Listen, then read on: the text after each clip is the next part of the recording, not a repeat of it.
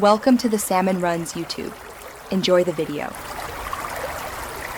You begin by confirming your exact AMD GPU model and current driver version so you know what to install. Open Device Manager and read the adapter name. Next, download AMD Cleanup Utility and the latest Radeon software installer. Do this now before uninstalling. Once done, run the Cleanup Utility in Windows Safe Mode to remove residual drivers. This avoids conflicts and corrupt settings. Make sure to save any unsaved work. Installing drivers will require a reboot, so prepare accordingly. You now perform the critical installation steps.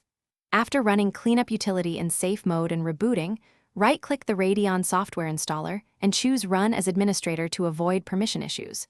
When the installer opens, pick Express for a quick setup or Custom if you want to change components, such as shader cache or performance metrics. Follow prompts and allow driver files to install. This updates the Windows display driver and Radeon settings. Once the installer finishes, reboot when prompted to ensure kernel-level changes take effect. You finish by validating the update and handling problems. Open Radeon software to confirm the new driver version, enable features like FreeSync and set power profiles. This verifies successful installation. Then test with a game or benchmark to observe performance, temperatures, and visual artifacts. If you encounter crashes or artifacts, don't panic. Roll back the driver in Device Manager or repeat the cleanup and reinstall process. If problems persist, use Safe Mode plus Cleanup Utility before reinstalling, which removes.